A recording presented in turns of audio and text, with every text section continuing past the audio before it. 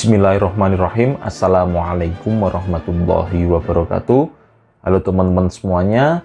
Kali ini untuk mata kuliah pengantar ekonomi makro, kita akan membahas tentang pasar barang, uang, dan pasar uang. Oleh karena itu, mari teman-teman semuanya dapat memperhatikan materi yang saya sampaikan.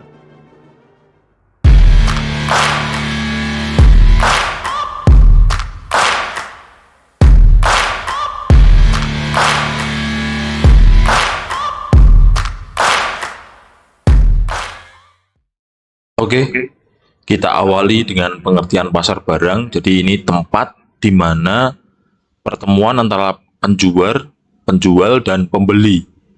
Di situ ada permintaan dan penawaran yang terjadi. Nah, itu adalah pasar barang. Kalau di sini apa yang tampil di PPT adalah di mana pasar atau tempat di mana semua barang dan jasa yang diproduksi oleh suatu negara dalam jangka waktu tertentu itu adanya permintaan dan penawaran di dalam suatu negara.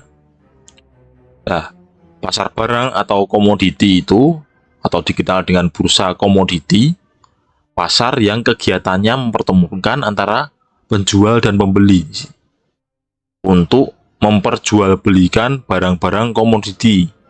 Nah, ini misalnya kopi, kedelai, kakao atau coklat, kemudian gula, jagung, tembakau, karet, dan oil, crude palm oil atau minyak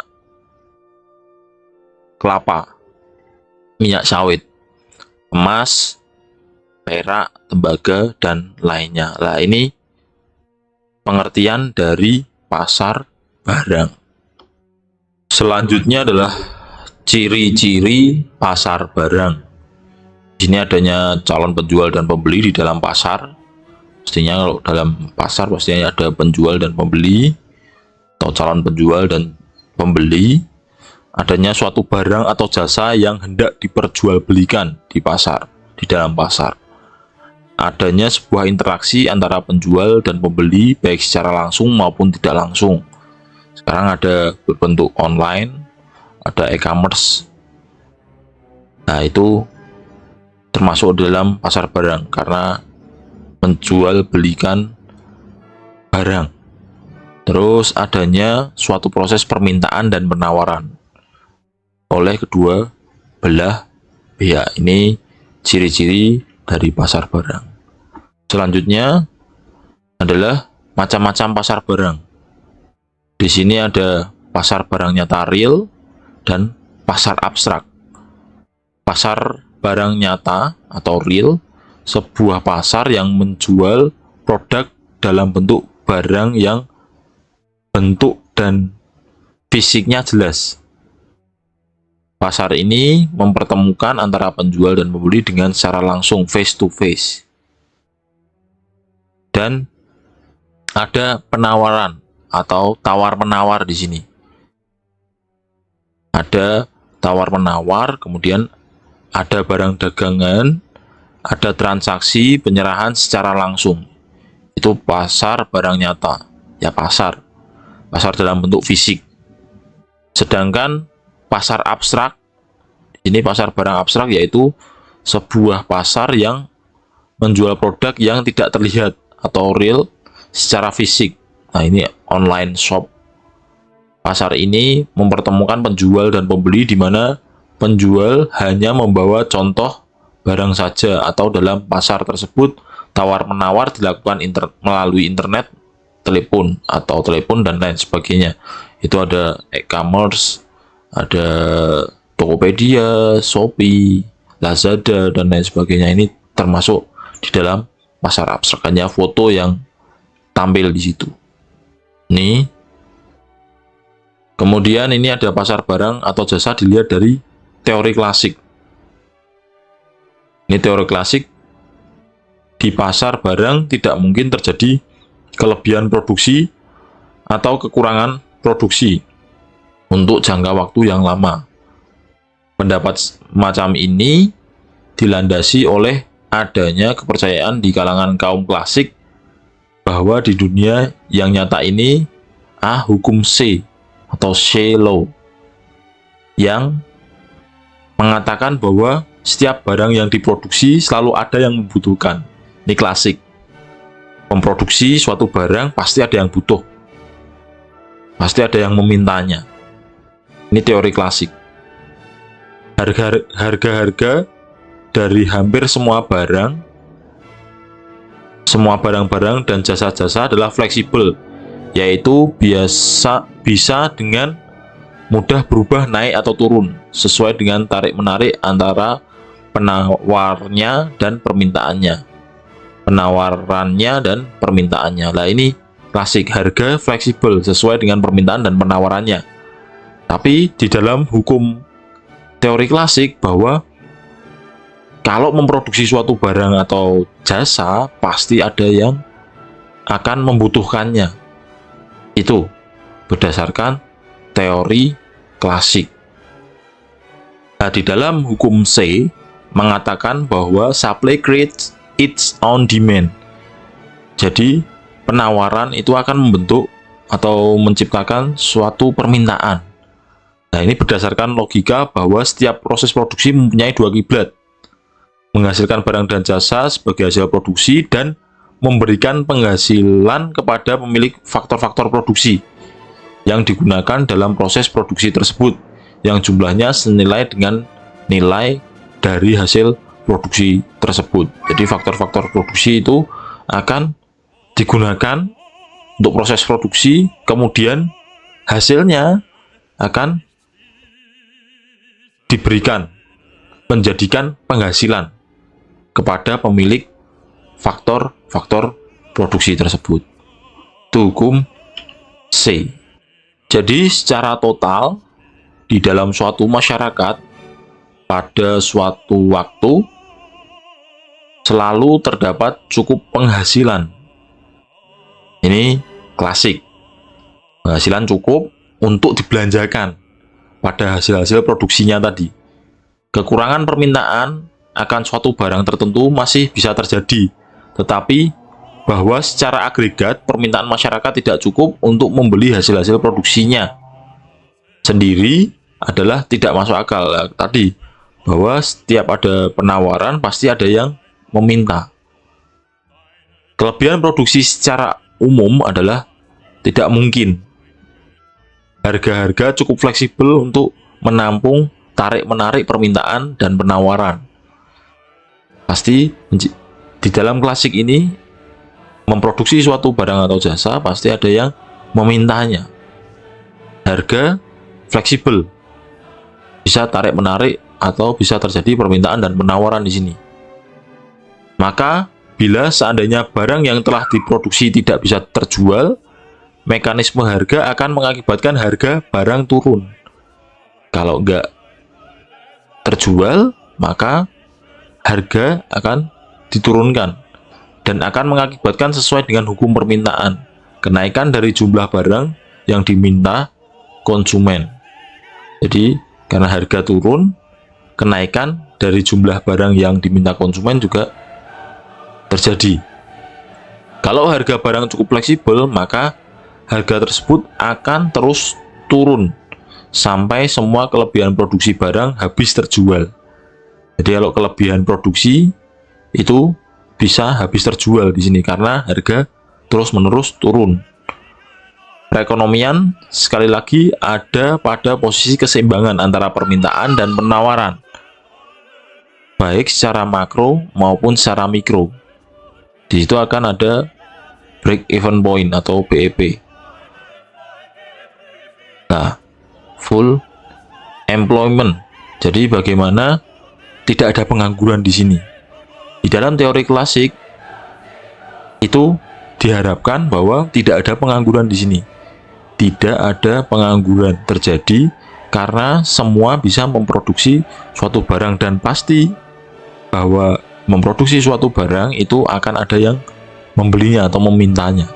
Jadi bagi suatu perekonomian atau laissez-faire, 6 posisi di luar posisi keseimbangan ini selalu merupakan keadaan sementara saja. Posisi keseimbangan atau full employment inilah yang merupakan posisi yang normal bagi perekonomian, bagaimana pengangguran itu tidak ada. Full employment, semua masyarakat dapat bekerja. Itu teori klasik. Selanjutnya ini adalah pasar barang atau jasa, dilihat dari teori Keynes. Nah, di Keynes ini para materi sebelumnya mengenai kegiatan perekonomian itu adalah bagaimana menabung, dilihat dari suku bunganya. Teori Keynes di materi sebelumnya mengenai penentuan kegiatan ekonomi itu adalah bagaimana dia melakukan atau pendapatan digunakan untuk dua hal, yaitu untuk membeli barang dan jasa, juga untuk sebagian lagi untuk ditabung. Nah, ini pasar barang atau jasa dilihat dari teori Keynes, ini ada kemungkinan kelebihan produksi. Keynes menolak hukum C. Tadi bagaimana membuat produk atau jasa, menjual produk ataupun barang ataupun jasa, itu pasti ada yang membelinya. Tetapi Keynes ini tidak setuju dengan hal itu, hukum C tadi. Menurut Keynes, kelebihan produksi secara umum bisa terjadi. Kelebihan produksi bisa terjadi. Nah, ini kelebihan penawaran atau supply ini terjadi bila permintaan masyarakat akan barang jasa tidak cukup kuat. Ini teori Keynes, bahwa berdasarkan teori klasik itu bahwa jika permintaan itu tidak kuat, barang atau jasa itu permintaannya tidak kuat, maka itu akan terjadi kelebihan penawaran. Tetapi Keynes masih menerima pendapat C bahwa setiap proses produksi mempunyai akibat ganda tadi, yaitu menghasilkan output dan penghasilan. Nah, di situ masih setuju dengan mengenai penghasilan ini. Tetapi daya beli yang dimiliki oleh masyarakat tidak selalu harus sama dengan daya beli yang betul-betul dibelanjakan oleh masyarakat di pasar barang. Ini yang terjadi di masyarakat. Daya beli yang dimiliki oleh masyarakat tidak selalu harus sama dengan daya beli yang betul-betul dibelanjakan oleh masyarakat di pasar barang. Jadi masyarakat tidak harus membelanjakan suatu barang ataupun jasa. Sebagian dari daya beli tersebut, jadi dari penghasilan itu tidak semuanya untuk konsumsi. Tetapi Keynes mengatakan sebagian dari daya beli ini, daya beli tersebut memang dibelanjakan untuk permintaan efektif, dan sebagian lagi akan ditabung. Jadi Keynes menabung di sini, nggak cuma untuk konsumsi, dapat penghasilan, kemudian langsung dibelanjakan habis. Tidak, tapi kalau teori klasik tadi, kalau ada penawaran akan barang ataupun jasa, pasti ada permintaannya berdasarkan penghasilan dari faktor-faktor produksi tersebut.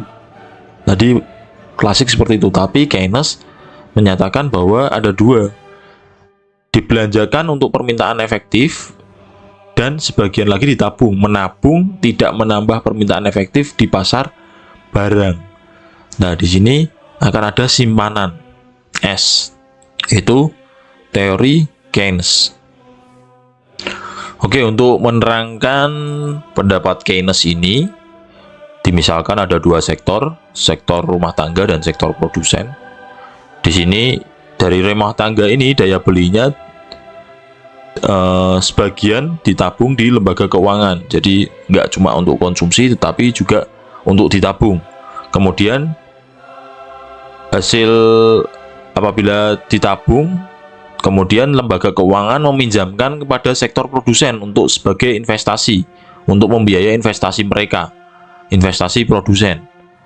Maka daya beli tersebut menjadi permintaan efektif di pasar barang. Kalau misalnya para produsen hanya mau mempergunakan separuh dari tabungan tersebut, maka ini berarti bahwa permintaan efektif di pasar barang berjumlah kurang dari nilai keseluruhan output yang ditawarkan di pasar tersebut. Jadi apa yang ditawarkan itu jumlahnya akan berkurang. Karena apa? Tadi ditabung. Rumah tangga sebagian akan menabung. Nah, dengan kata lain, tidak semua barang yang diproduksi akan terbeli di sini. Berdasarkan teori Keynes bahwa dibagi menjadi dua dari rumah tangga itu digunakan untuk konsumsi dan digunakan untuk menabung. Maka di sini tidak semua barang yang diproduksi akan terbeli. Itu teori Keynes. Nah, di dalam teori Keynes ini tergantung pada keputusan para konsumen rumah tangga mengenai besar pengeluaran konsumsinya. Jadi ada kemungkinan kekurangan produksi, ada kemungkinan kelebihan produksi. Besar kecilnya permintaan efektif atau total sangat tergantung pada keputusan para konsumen mengenai besar pengeluaran konsumsinya. Dan keputusan para produsen mengenai besarnya investasi yang mereka ingin laksanakan dalam periode tertentu. Ini menurut Keynes. Nah, menurut Keynes, keputusan pengeluaran konsumsi rumah tangga cukup stabil dan biasanya hanya berubah apabila tingkat pendapatan rumah tangga berubah. Jadi kalau pendapatan turun, ya tingkat konsumsi akan turun, pendapatan naik, tingkat konsumsi akan naik, dan menabung juga akan naik. Nah, menurut Keynes, yang sulit diperkirakan atau diterka adalah perilaku produsen dalam pengeluaran investasinya. Sehingga gejolak pengeluaran investasi inilah yang sangat menentukan gejolak GDP, Gross Domestic Product, dan kesempatan kerja. Nah, di sini akan terjadi gejolak perekonomian dan pengangguran di sini mengenai kesempatan kerja. Itu pendapat dari Keynes. Masih di dalam teori Keynes, apabila pengeluaran investasi yang diinginkan para produsen ternyata lebih besar, sedangkan tabungan itu lebih sedikit oleh sektor rumah tangga, nah ini berarti bahwa permintaan efektif lebih besar. Akan terjadi permintaan yang lebih besar di sini oleh sektor rumah tangga. Konsumen atau terjadinya konsumsi, daya beli akan semakin tinggi. Dan di sini nilai output juga tersedia karena investasi yang dilakukan oleh para produsen juga besar. Nah, berapa besar kelebihan permintaan efektif ini akan mengakibatkan kenaikan GDP, dan berapa besar akan mengakibatkan kenaikan harga. Nah, di sini akan terjadi kenaikan harga tergantung pada tersedianya kapasitas produksi yang belum terpakai dalam masyarakat. Nah, bila masih cukup banyak kapasitas produksi yang belum bekerja secara penuh, maka kelebihan permintaan efektif akan menaikkan produksi atau GDP pada periode berikutnya tanpa menaikkan harga-harga. Tetapi apabila kapasitas produksi sudah dalam pengerjaan penuh, maka kelebihan permintaan efektif tersebut tidak bisa diimbangi dengan kenaikan GDP, kenaikan produksi. sehingga kelebihan permintaan seluruhnya akan mengakibatkan kenaikan harga. Karena banyak permintaannya akan mengakibatkan kenaikan harga. Ini berdasarkan teori Keynes. Oke, ini keseimbangan pasar barang atau jasa mungkin sudah saya jelaskan sebelumnya. Kapan keseimbangan pasar barang dan jasa terjadi? Keseimbangan pasar barang dan atau jasa tercapai bila penawaran barang dan jasa agregat supply telah sama dengan permintaannya, agregat demand. Jadi dia antara demand dan supply itu seimbang, atau bila total produksi sama dengan total pengeluaran, jadi akan seimbang.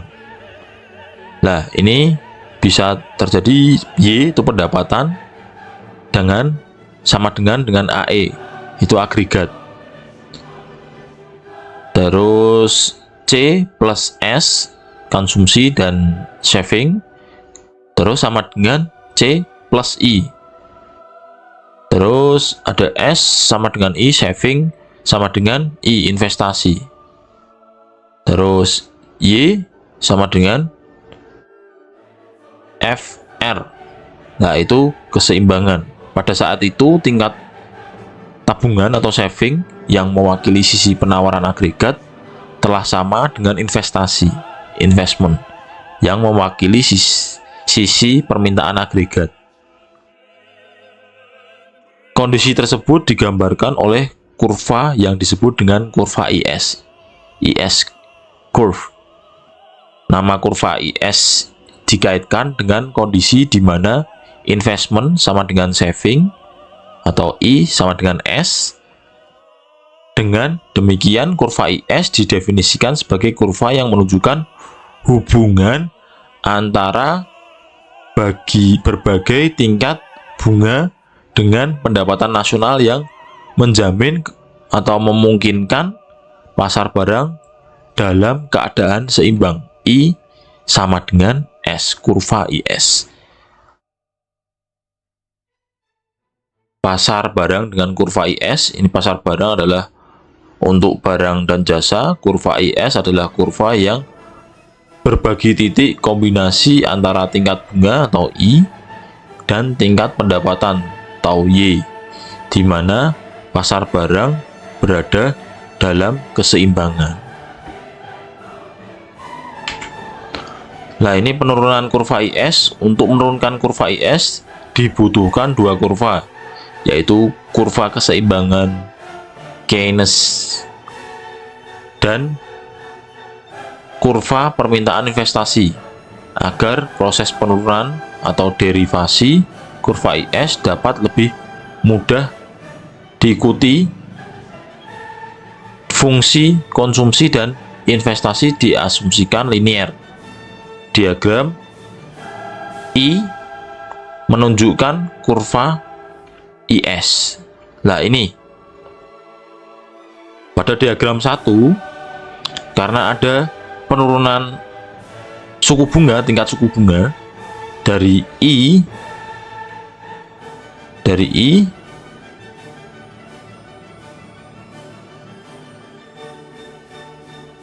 IO ke I1, maka akan tingkat investasi akan lebih besar dari I besar O ke I1. Maka karena ada penurunan tingkat suku bunga, orang akan lebih berinvestasi. Untuk diagram 2 di sini, diagram 2 ini akibat dari penurunan suku bunga, tingkat suku bunga mengakibatkan kenaikan dalam investasi. Karena ada penurunan suku bunga, ini ada kenaikan investasi yang menyebabkan kurva permintaan agregat demand ini atau pengeluarannya ini bergeser ke kiri atas, yaitu dari AD0 ke AD1,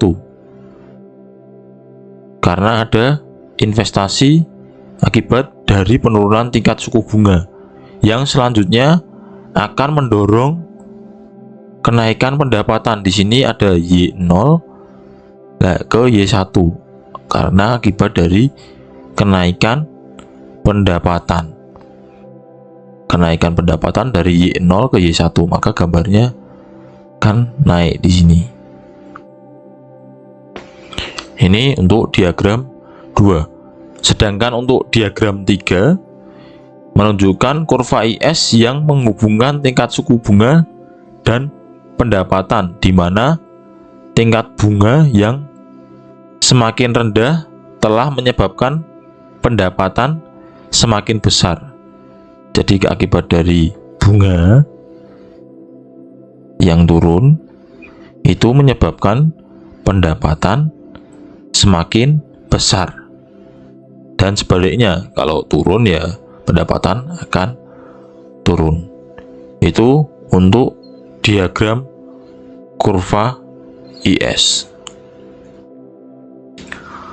Keseimbangan pasar barang jasa terjadi jika tingkat tabungan S atau saving yang mewakili sisi penawaran agregat telah sama dengan investasi atau investment yang mewakili sisi permintaan agregat. Di sini teori Keynes menyatakan juga bahwa pasar tenaga kerja akan mengikuti pasar barang.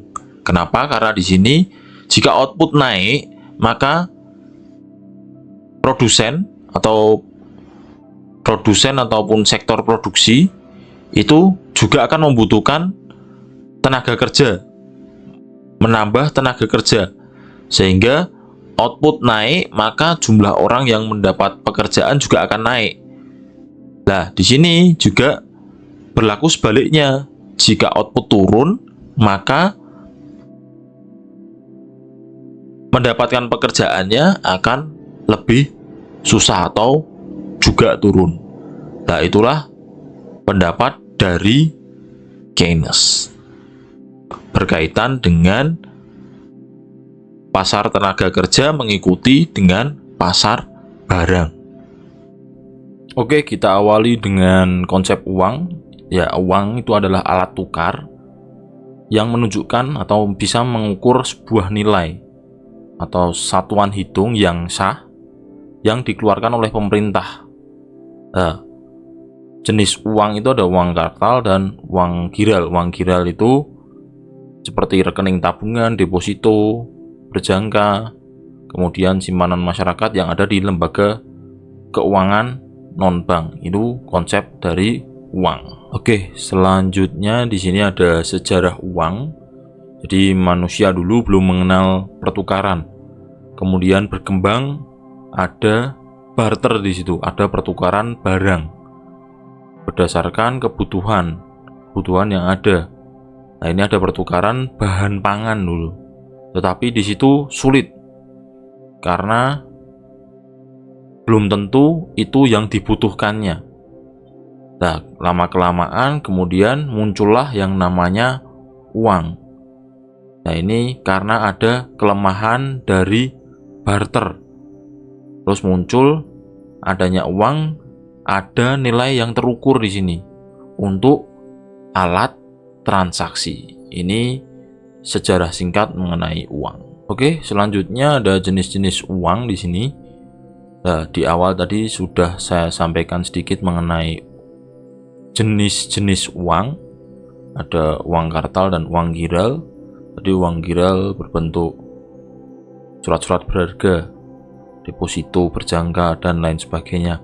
Nah, di sini ada berdasarkan bahan pembuatannya, uang logam atau biasa disebut receh. Atau selanjutnya ada dan uang kertas di sini. Ada uang kertas mulai dari 1.000, 2.000 sampai 100.000. Kemudian tadi uang kartal, uang giral. Kemudian di sini ada uang domestik. Uang domestik itu uang yang hanya berlaku di dalam wilayah suatu negara tertentu. Jadi di dalam negeri. Kemudian ada uang regional. Nah, ini contohnya euro. Berada di kawasan Eropa menggunakan euro. Kemudian uang internasional. Uang yang berlaku tidak hanya di dalam wilayah suatu negara, tetapi juga berlaku di wilayah negara atau di dunia internasional, atau biasa dilihat US dollar mungkin ya. Lah, kemudian ada berdasarkan kawasan berlaku internal value. Ini kemampuan dari uang untuk membeli barang di dalam suatu negara. Dengan kata lain, nilai internal uang adalah kemampuan daya beli uang terhadap barang-barang. Jadi bagaimana uang itu dapat berlaku di dalam suatu negara. Sedangkan external value berdasarkan kawasan berlakunya berarti bisa uang dalam negeri untuk bisa ditukar dengan mata uang asing. Jadi uang yang ada di dalam negeri bisa ditukar dengan uang asing. Nah, ini merupakan jenis-jenis uang. Jadi ada uang logam, uang kertas, uang kartal. Berdasarkan lembaga yang mengeluarkan uang kartal, uang giral, kemudian berdasarkan pemakaian di dalam dan luar negeri ada domestik, di dalam negeri, uang regional contohnya euro, kemudian uang internasional yang berlaku di dalam internasional, kemudian internal value dan external value berdasarkan kawasan berlaku. Oke, selanjutnya ini ada fungsi uang. Pada fungsi aslinya ini dibagi menjadi dua. Ya, pada umumnya adalah sebagai alat tukar fungsi uang itu. Kemudian yang kedua adalah sebagai satuan hitung. Artinya uang digunakan sebagai ukuran harga suatu benda, barang ataupun jasa. Itu fungsinya asli adalah dua, sebagai alat tukar dan sebagai satuan hitung, sebagai ukuran harga. Nah, fungsi turunannya adalah sebagai alat pembayaran. Uang itu sebagai alat pembayaran, kemudian sebagai alat penyimpan kekayaan. Di situ ada menabung. Nah, itu uang ditabung, itu sebagai alat penyimpan kekayaan. Kemudian sebagai alat pemindah kekayaan, uang dapat pula sebagai media untuk mengganti bentuk kekayaan. Jadi ini fungsi turunan dari uang. Kemudian sebagai alat membentuk modal, uang sebagai modal. Kemudian pengukuran harga tadi yang saya sampaikan di fungsi asli, ada pengukuran harga barang dan jasa, menunjukkan harga itu fungsi dari uang, baik fungsi asli maupun fungsi turunan. Oke, ini merupakan teori permintaan uang. Ini dibagi menjadi 3 macam motif. Motif yang pertama adalah motif untuk transaksi. Bagaimana seseorang membutuhkan uang tunai, jadi membutuhkan uang tunai untuk membeli suatu barang ataupun jasa. Lah, jumlahnya yang dibeli itu tergantung pada pendapatan seseorang tersebut. Maka persamaannya M itu money, D itu demand, permintaan, sama dengan dari fungsi pendapatan ini. M, D, T sama dengan fungsi dari pendapatan. Oke, selanjutnya adalah grafik. Grafik mengenai motif ini. Nah, ini hubungan antara permintaan uang untuk transaksi dengan pendapatan adalah positif, yang artinya apabila pendapatan naik, maka kebutuhan akan uang, permintaan akan uang untuk transaksi mengalami kenaikan. Nah, di sini terlihat di dalam gambar, jika pendapatan naik, Y1 naik ke Y2, maka permintaan akan uang juga akan naik dari MDT1 ke MDT2. Nah, di sini akan ada kenaikan dari A ke B. Nah, ini hubungan permintaan dengan motif yang pertama. Jadi motif transaksi. Kemudian selanjutnya motif untuk spekulasi. Nah, di sini hubungannya adalah dengan tingkat suku bunga. Jadi pendapatan tingkat bunga. Motif untuk spekulasi, dalam motif spekulasi permintaan uang dipengaruhi oleh beberapa faktor. Nah, yang pertama adalah pendapatan tingkat bunga, jumlah kekayaan, dan keuntungan, revenue. Nah, tujuan utama motif spekulasi adalah untuk mencari keuntungan dengan tingkat bunga. Nah, ini hubungannya adalah dengan bunga. Dapat dituliskan dalam persamaan MD sama dengan FR atau bunga itu. Nah, gambarnya akan seperti ini. Dengan menurunnya bunga, tingkat bunga, maka permintaan akan uang itu juga akan bertambah. Permintaan akan uang akan bertambah. Lah di sini maka dari titik A ke titik B. Nah, di sini adalah dari tingkat bunga. Maka menurunnya tingkat bunga itu akan menguntungkan, sehingga permintaan akan uang juga akan bertambah. Kemudian motif yang terakhir adalah berjaga-jaga. Nah, ini berjaga-jaga, permintaan uang untuk berjaga-jaga berhubungan erat dengan tingkat pendapatan. Semakin besar pendapatannya, maka semakin besar permintaan uang untuk berjaga-jaga.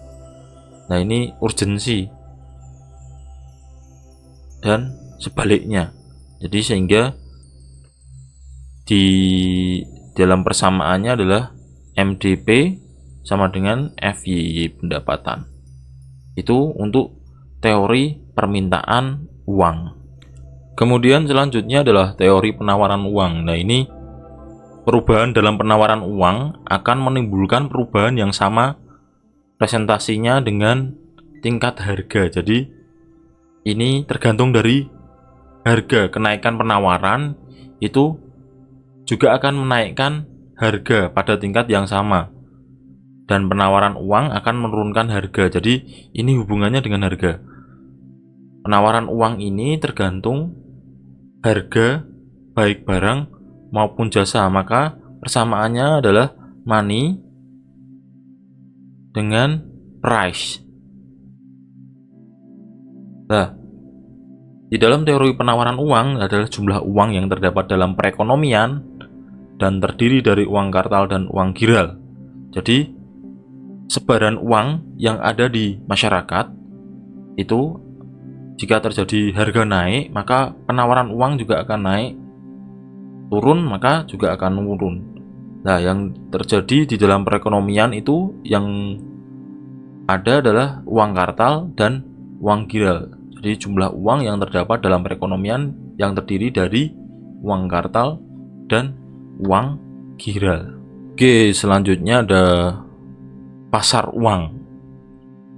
Ini merupakan mekanisme pasar yang membuat orang atau investor melakukan transaksi keuangan melalui perusahaan keuangan.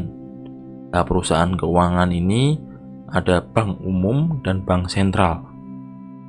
Jadi investor melakukan transaksi keuangan melalui perusahaan keuangan, mencari modal di sini. Nah, mekanisme pasar ini bisa dilakukan melalui perusahaan perbankan maupun sekuritas. Nantinya orang akan melakukan transaksi investasi di ini di dalam pasar uang. Nah, ini akan mendapatkan imbal balik. Nah, contohnya ini adalah SBI atau Sertifikat Bank Indonesia. Di sini adalah produk pasar uang,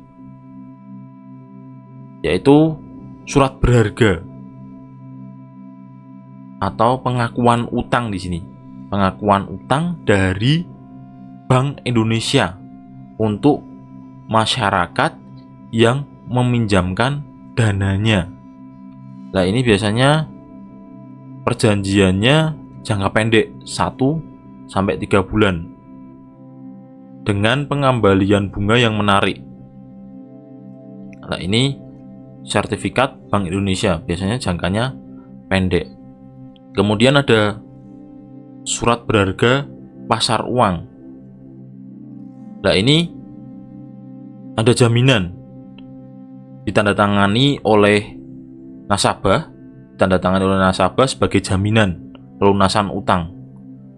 Nah, ini akan melibatkan bank umum dan bank sentral atau Bank Indonesia untuk menerapkan sistem pengembaliannya.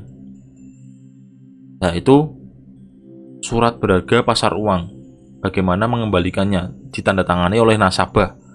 Nasabah itu sebagai jaminan pelunasan. Kemudian ada surat berharga komersial. Nah, ini atau commercial paper.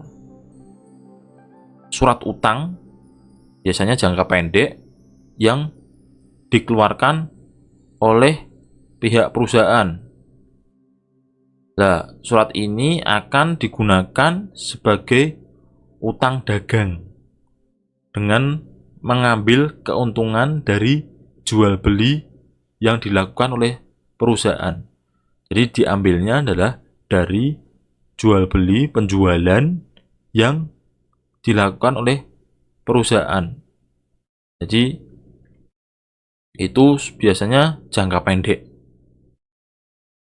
Kemudian selain itu ada deposito, itu produk pasar uang yang umum di masyarakat. Jadi bank dengan jangka waktu tertentu paling cepat 1 tahun itu akan digunakan oleh bank untuk pembiayaan produk perbankan lainnya. Nah, itu deposito. Dana deposito nantinya akan digunakan oleh bank untuk pembiayaan untuk produk perbankan lainnya. Kemudian ada banker acceptance, surat pembendaharaan negara atau SPN. Nah, ini biasanya jangkanya pendek semua. Ini di pasar uang atau instrumen-instrumen pasar uang. Oke, di sini ada fungsi pasar uang. Yang pertama adalah menghimpun dana masyarakat. Jadi bagi masyarakat atau individu yang kelebihan dana itu bisa dikumpulkan melalui tabungan, surat berharga atau surat utang hingga pinjaman langsung. Nah, ini fungsi yang pertama, menghimpun dana masyarakat. Yang kedua adalah mempermudah penyebaran dana.